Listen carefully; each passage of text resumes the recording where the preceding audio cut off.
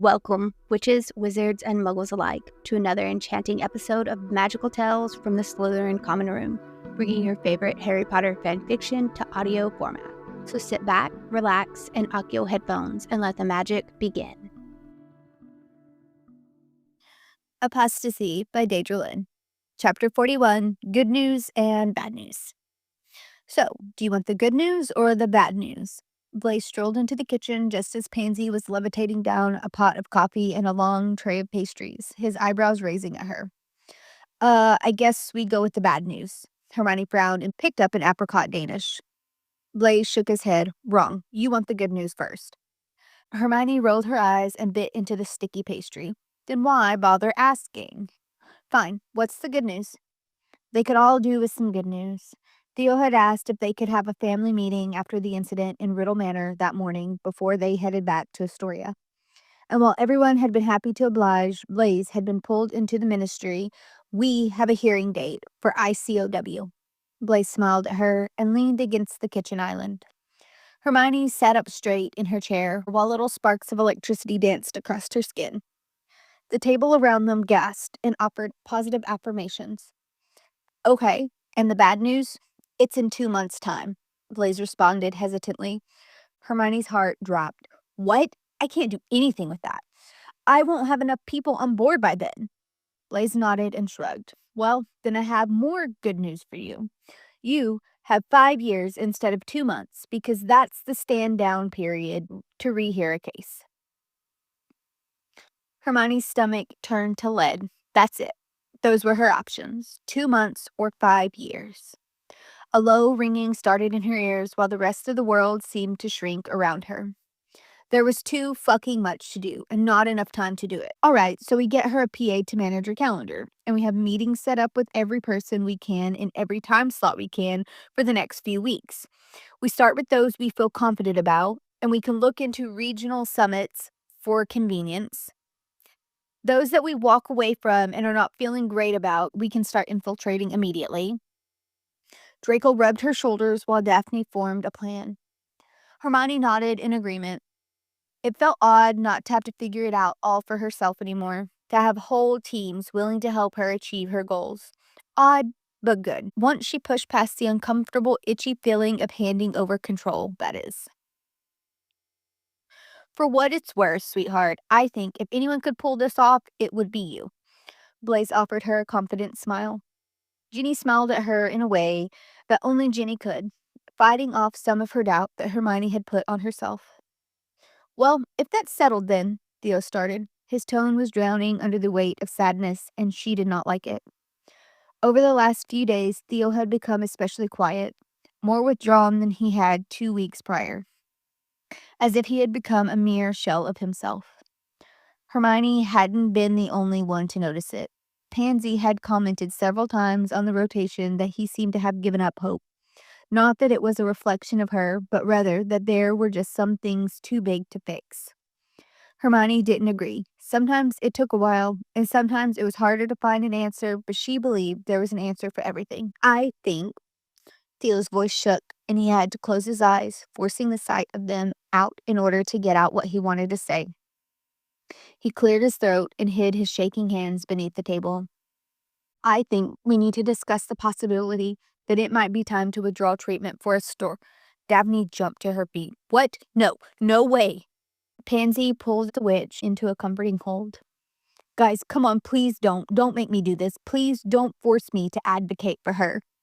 Theo's eyes were dead and he had given up hope, and Hermione knew how hard it must have been already to have brought this up. I love her so fucking much, it kills me, and I won't survive without her. Theo, I know it's taking a while, but I am trying to find... Hermione started. I know, Hermione, but right now my wife is suffering. She made me promise her that I wouldn't. You are not killing my sister, Daphne screeched at him. Fuck you, Daphne, Theo shouted back. I love your sister more than I love life itself. Nothing. Theo took a deep breath to calm himself. Nothing matters to me outside of her, which is why I am even bringing this up. So fuck you for even suggesting that her death... She is not fucking dead, Daphne screamed. Pansy was doing her best to soothe her, to keep her from flying at Theo, lovingly stroking her arm and offering quiet words. Hermione looked to Ginny, followed by Blaise and Draco in desperation. Ginny's mouth was half hanging open, and all she offered was an unsure shake of her head. Blaise and Draco were both staring at Theo in horror. I just need more time, she tried. Theo sighed. What time, Hermione? Her organs are on the brink of no return. I promised her. You can't do this, Theo, Hermione argued, though she knew he was right.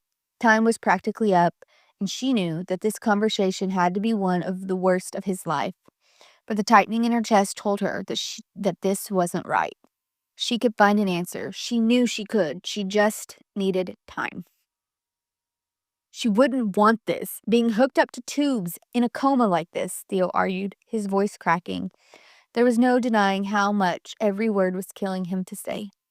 I appreciate how hard you have been working, but you... Hermione stood so quickly that her chair fell over to the floor behind her as she leant on the table glaring at him.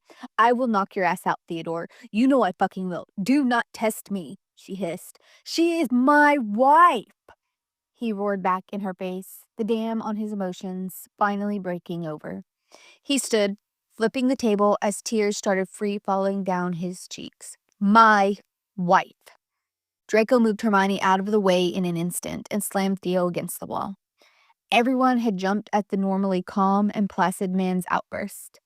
Theo sneered at Draco and tried to shove him off unsuccessfully. Get the fuck off of me, he shouted and shoved Draco again, pushing him back one step before Draco slammed him back into the wall. Hermione tried to slow her breathing, her options ticking over in her head. She couldn't let him do something so fucking permanent. She knew where he was coming from. He only wanted to preserve what dignity his wife still had left. But she had not yet reached the same finality that he had. I'm really sorry, Theo, but I can't let you do something you will regret. Hermione looked around.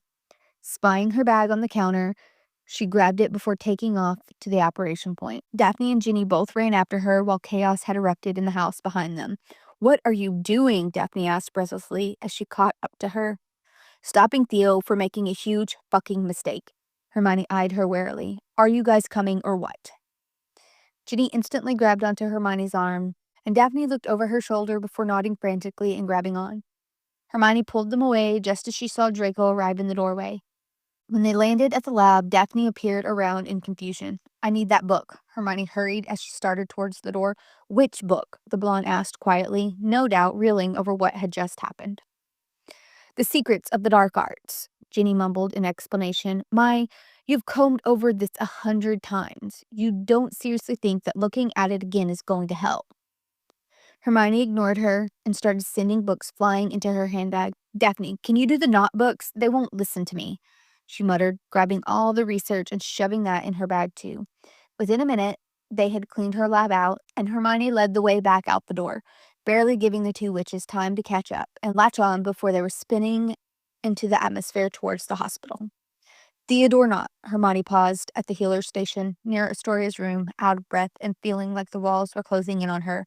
No one else is allowed in that room other than healers, myself. Hermione pointed to the witches on either side, Minerva Zabini and Daphne Greengrass. Do you understand? Especially not Theodore not.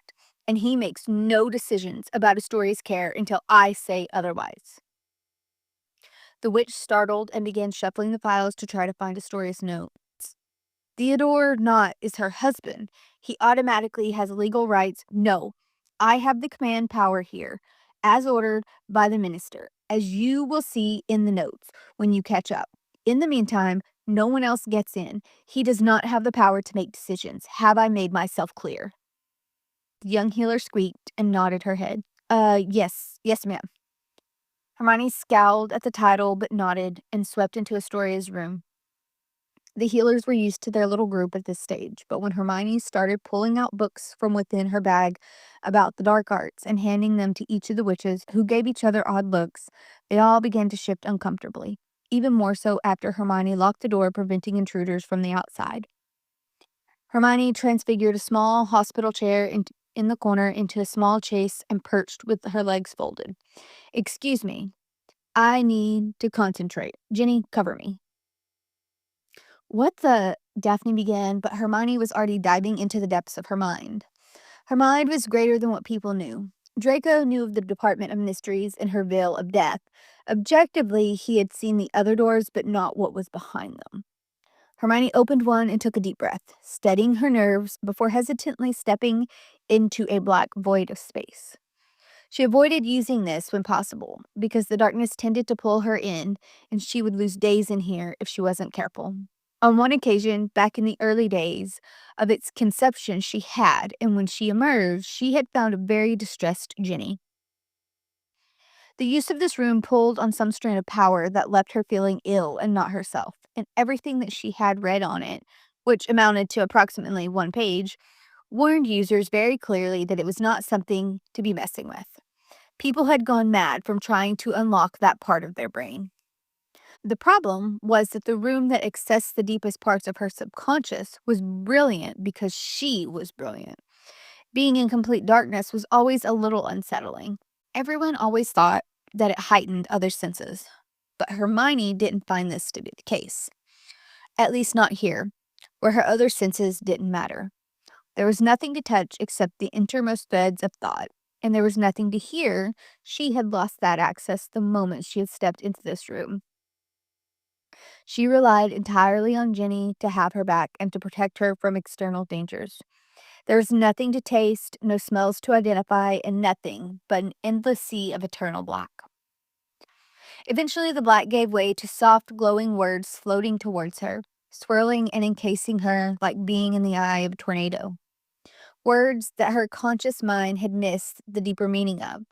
Words that made her heart ache and want to be sick all at once because they were words. They carried a lot of risk for the possibility of a reward.